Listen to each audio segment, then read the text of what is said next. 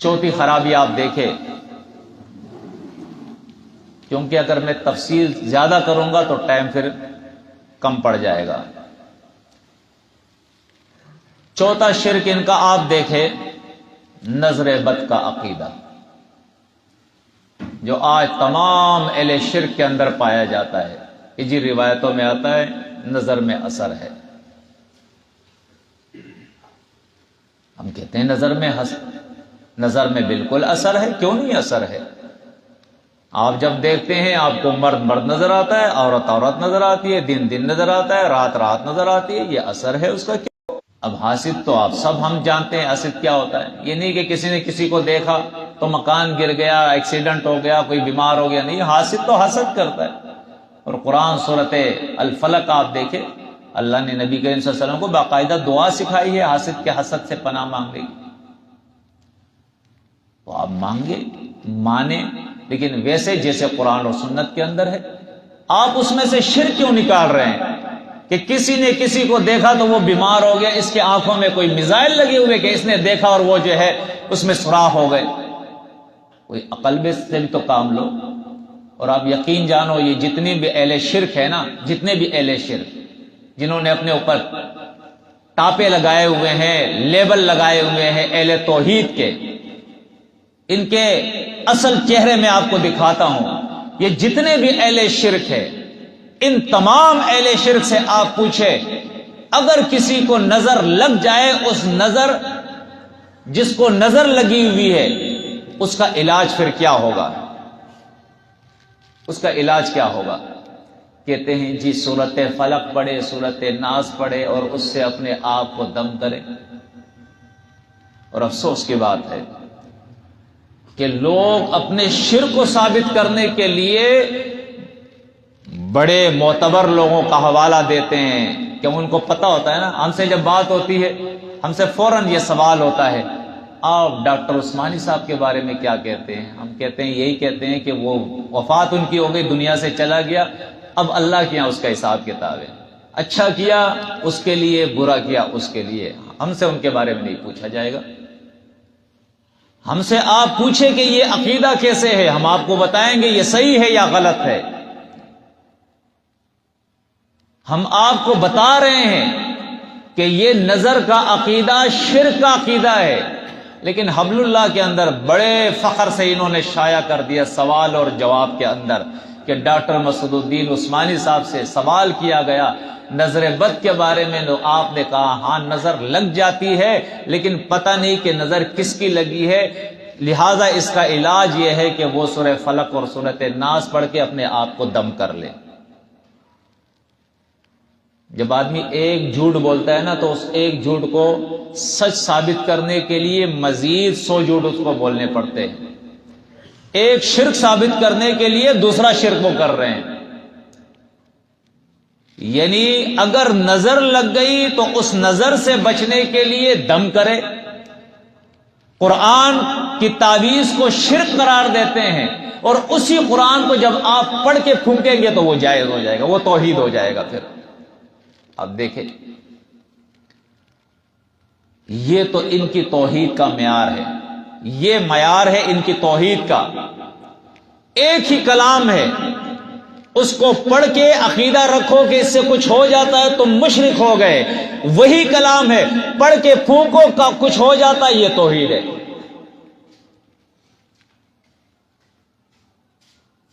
اس لیے کہ مشرک کی عقل تو نہیں ہوتی ہے نا۔ یہ کلام اس لیے نہیں آیا کہ اس کو آپ پڑھو گے تو آپ کے مسائل، بیماریاں دور ہو جائے گی۔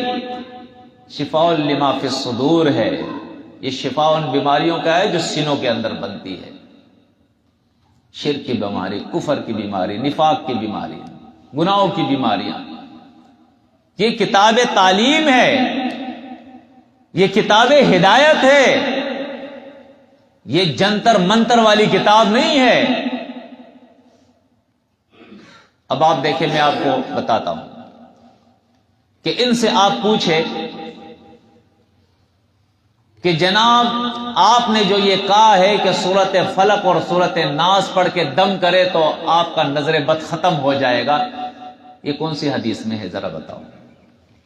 حوالہ دو. یہ کس کی تعلیم ہے؟ یہ ڈاکٹر عثمانی صاحب کی تو ہو سکتی ہے، لیکن یہ محمد رسول اللہ صلی اللہ علیہ وسلم کی تعلیم نہیں ہے، یہ کوئی صحیح حدیث نہیں ہے. ورنہ میں آپ کو حدیثیں دکھاتا ہوں جو نظر بد کے بارے میں لوگ روایتیں پیش کرتے ہیں جو غلط روایتیں ہیں، لیکن ان روایتوں میں جو علاج ہے نظر بد کا وہ کیا ہے؟ وہ دو قسم کی روایتیں ہیں. ایک روایت میں یہ آتا ہے کہ جس نے نظر لگائی ہو نا وہ وضو کرے، وضو، اور وضو کا پانی جس پہ نظر لگائی ہے اس پر جو ہے ڈال دے، اس کا اثر ختم ہو جائے گا وضو کے پانی سے. دوسری روایت میں یہ ہے کہ وہ غسل کرے اور وہ غسل کا پانی جس پہ نظر لگائی ہے اس کے اوپر ڈال لے تو وہ نظر کا اثر ختم ہو جائے گا. اب مجھے یہ بتایا جائے کہ جتنے بھی مکتبہ فکر ہے، مکاتب فکر ہے، جتنے بھی ہے جن میں نے بتایا یہ ٹاپ پہ ہو گئے ہمارے محمد حنیف صاحب کی جماعت، ان سے پوچھو عقیدہ تو تمہارا ہے کہ نظر لگ جاتی ہے، کبھی ان حدیثوں پہ تم نے عمل کیا ہے کہ وضو کا پانی اس پہ ڈالو اور غسل کا پانی ڈالو؟ تم تو سورہ فلق اور سورہ ناس لوگوں سے پڑھوا رہے ہو. یعنی تمہاری مرضی کی جو حدیثیں ہے تم مان لو اور جو تمہاری مرضی سے خلاف ہے وہ چھوڑ دو. اس کے لیے پھر تم اپنی فیکٹری میں کچھ روایتیں بنا لو کہ سورۃ فلق پڑھ لو، سورۃ ناس پڑھ لو، علاج تم اپنا بتاتے رہو. کیونکہ وہاں پھر لوگ نہیں مانیں گے نا کہ بھائی وہ جو پیچھے چلنے والے ہیں نا وہ تو پھر دماغ ان کا خراب ہو جائے گا کہ ایک تو نظر بد کا عقیدہ دے دیا شرک کا، پھر اس کا علاج بھی ایسے بتا رہے ہو کہ وہ غسل کرے اور غسل کا پانی ہم اس کے اوپر ڈال دیں، وہ گندا پانی غسل کا ہم ڈال دیں. تو بتا نہیں سکتے یہ بیچارے. آپ جا کے ٹرائی کریں، ان سے پوچھیں کہ نظر بد کا علاج حدیثوں کے اندر، روایتوں کے اندر کیا ہے. بہرحال ایسی روایتوں کو تو میرے خیال میں حدیث بھی نہیں کہنا چاہیے، یہ روایتیں ہیں. حدیث وہ ہے جو آپ کو دین سکھائے، حدیث وہ ہے جو آپ کو قرآن سکھائے، حدیث وہ ہے جو آپ کو معاشرہ سکھائے، معاشرت سکھائے، آپ کو عبادات سکھائے، نبی کی سنت سکھائے، قرآن کی تشریح سکھائے. وہ احادیث ہوتی ہے. جو آپ کو مشرک بنائے، جو آپ کو خلاف قرآن بنائے، مخالف قرآن کا بنائے، آپ کے عقیدے کو بگاڑے، وہ روایتیں ہیں، من گڑت روایتیں.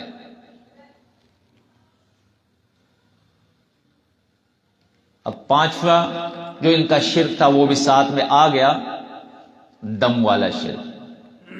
کہ آج ان کے مدارس میں،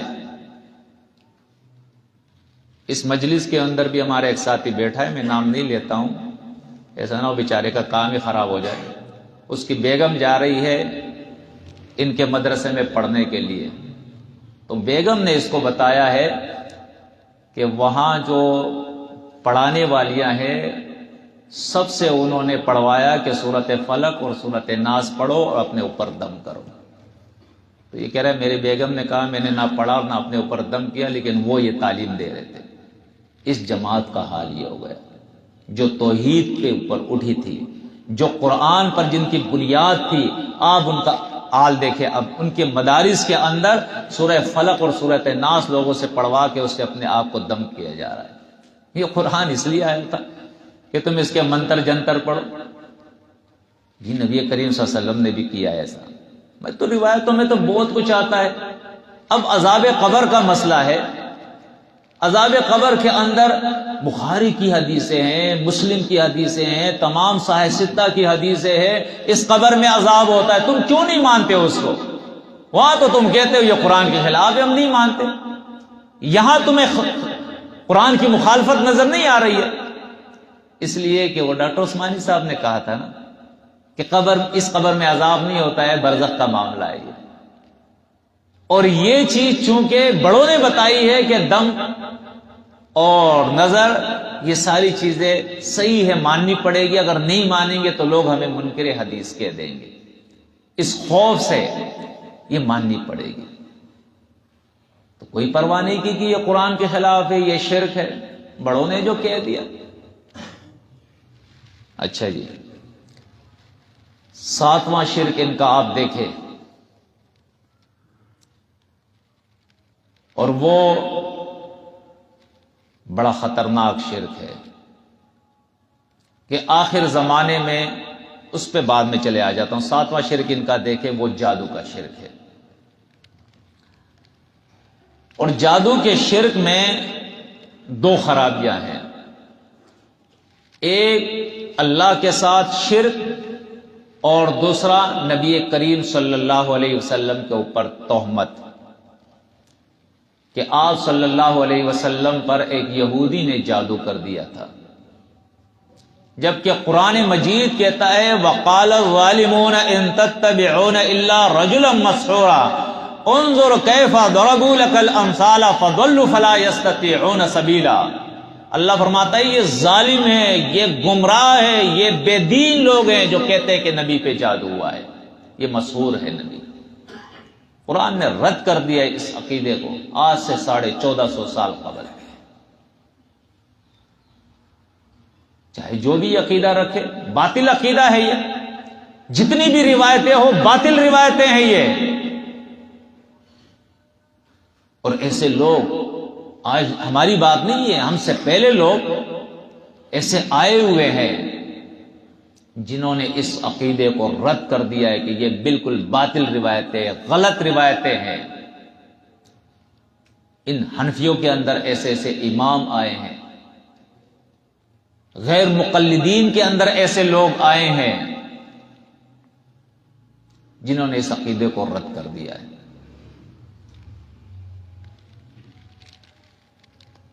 تدبر قرآن کے اندر امین اصلاحی صاحب نے سورۃ فلق کے تفسیر کے اندر ان روایتوں کا ذکر کیا ہے، اور انہوں نے کہا کہ نہ صرف یہ کہ یہ درایتاً یہ روایتیں باطل ہے، قرآن کے خلاف ہے، بلکہ فن حدیث کے اصولوں پہ بھی اگر اس کو پرکھا جائے گا تو یہ روایتیں اس قابل نہیں کہ اس کو مانا جائے۔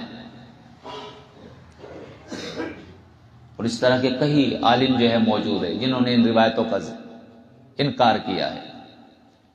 تو ایک تو یہ خلاف قرآن روایتیں، دوسرا یہ شرک پر مبنی عقیدہ، اس لیے کہ قرآن مجید نے بتا دیا ہے کہ یہ صفت اللہ کی ہے، اذا اراد لشیء ان یقول له کن فیکون، جب وہ ارادہ کرتا ہے کہتا ہے ہو جا، بس کام ہو جاتا ہے۔ بغیر اسباب کے کام کرنا کس کی صفت ہے؟ اللہ کی۔ اب روایتوں میں آتا ہے کہ بنو زریق کے اندر ایک یہودی نے نبی پہ جادو کیا، جادو کا سامان ذی ذروان نامے کنویں کے اندر رکھا، پتھر اس کے اوپر رکھ دیے اور وہ پانی کے اندر پڑا ہوا تھا، کنویں کے اندر۔ اس کا اثر 3 میل جا کے دور، 3 میل دور مدینہ میں نبی کریم صلی اللہ علیہ وسلم کے اوپر ہوا۔ یہ شرک ہے یا نہیں ہے؟ ہم تو جی یہاں سامنے بیٹھ کے اس کے قائل نہیں ہے کہ کوئی دم کرے، کوئی درود کرے، کوئی تعویذ کرے، کوئی داغا پڑے، سامنے کسی پہ کوئی اثر نہیں ہوتا ہے۔ اور جناب تمہارا یہ عقیدہ ہے کہ بنو زریق سے 3 میل دور مدینے میں نبی پہ اس کا اثر ہو گیا، اور پھر تم کہتے ہو کہ ہم اہل توحید ہیں، ہمارے اندر کوئی شرک نہیں ہے۔ یہ شرک کون سی بلا ہے پھر؟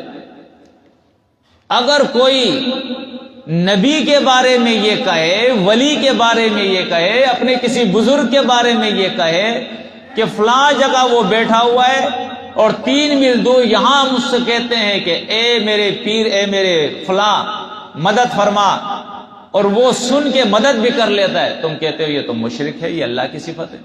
اور جادو کے بارے میں تم نے یہ عقیدہ بنا دیا کہ اس نے جو منتر پڑھے تھے کلمات خبیثہ، اور حبل اللہ کے اندر آپ یقین جانیں حبل اللہ 14 نمبر شمارے کے اندر انہوں نے لکھا ہے کہ اللہ نے شر مادی اور غیر مادی چیزوں کے اندر رکھا ہے، اور پھر مادی چیزوں کا جو انہوں نے مثالیں دی ہے، جیسے میزائل ہے، ایٹم بم ہے، اور غیر مادی عوامل، اس کی مثال انہوں نے دی ہے، جس طرح جنتر منتر ہے، جادو ہے، یہ ساری چیزیں، مشرکانہ جھاڑ پھونک، جادو، یہ انہوں نے مثالیں دی ہے۔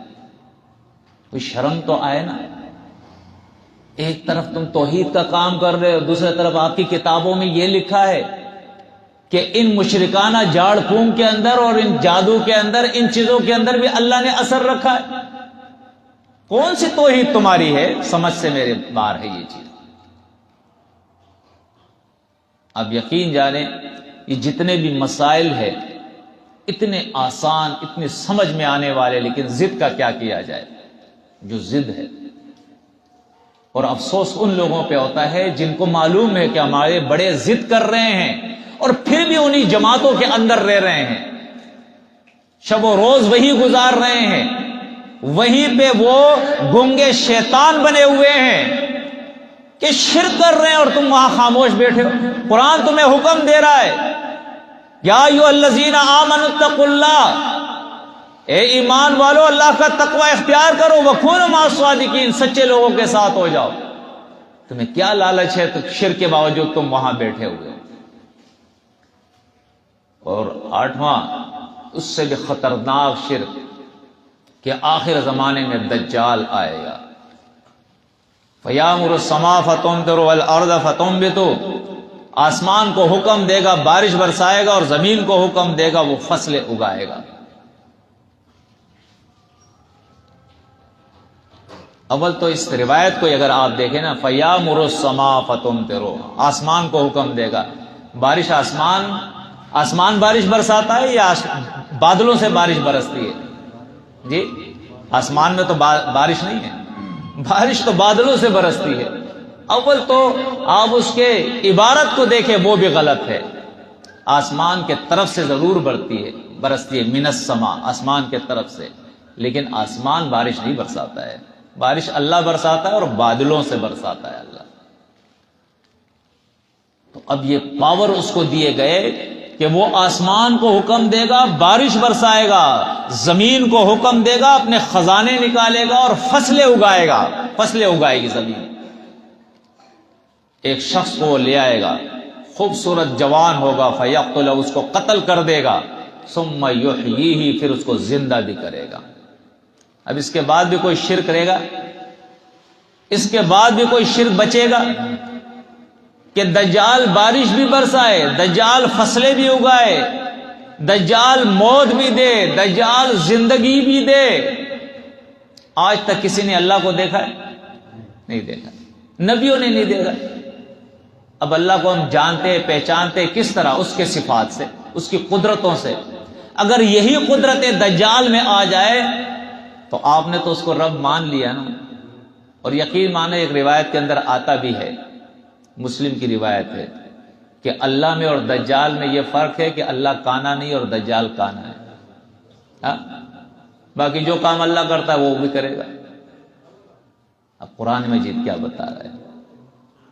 افرأیتم ما تحرثون، لوگوں تم دیکھتے نہیں ہو اپنے فصلوں کی طرف؟ اانتم تزرعونہ ام نحن الزارعون، اسے زمین سے یہ فصل نکالنے والے یہ تم ہو یا ہم ہیں؟ اللہ فرماتا ہے افرأیتم الماء الذی تشربون، یہ پانی تم نہیں دیکھتے ہو جس پانی کو تم پی رہے ہو؟ انتم انزلتموہ من المزن ام نحن المنزلون، بادلوں سے اس پانی کو تم برساتے ہو یا ہم برسانے والے ہیں؟ جی کون ہے؟ اللہ چیلنج کرتا ہے سورہ روم کے اندر، اللہ الذی خلقکم ثم رزقکم ثم یمیتکم ثم یحییکم هل من شرکائکم من ذالکم من شیء سبحانہ وتعالی عما یشرکون۔ لوگوں پہچانو اپنے رب کو، وہ تمہارا اللہ ہے، تمہارا رب ہے جو تمہیں پیدا کرتا ہے، جو تمہیں رزق دیتا ہے، تمہارے رزق کا انتظام کرتا ہے، اوپر سے بارش برسا کے، نیچے سے فصلیں نکال کے۔ فرمایا کیا تمہارے شریکوں میں سے کوئی ہے؟ حل من شرکائکم، تمہارا کوئی دجال بابا ایسا ہے، کوئی نبی، کوئی پیغمبر، کوئی ولی، کوئی شہید، کوئی صدیق، کوئی مردہ، کوئی زندہ، کوئی پیر، کوئی مرشد، قرآن چیلنج کر رہا ہے، ہل من شرکائکم من یفعل من ذالکم من شیء، کوئی ہے جو یہ کام کر سکے جو اللہ کرتا ہے؟ سبحانہ و تعالی عما یشرکون، پاک ہے اللہ ان شریکوں سے اور بلند ہے اللہ ان سے جو یہ اللہ کے ساتھ شریک ٹھہراتے ہیں۔ بہرحال وقت زیادہ ہو گیا ہے، تو ان مسائل کو سمجھنے کی کوشش کرنی چاہیے، اپنے عقیدوں کی اصلاح کرنی چاہیے، اور آہستہ آہستہ ہمیں آگے بڑھنا چاہیے۔ جو اہل شرک لوگ ہیں ان کو سمجھائے، توحید کی طرف لائے اور سب کو ایک پلیٹ فارم پہ جمع کرے۔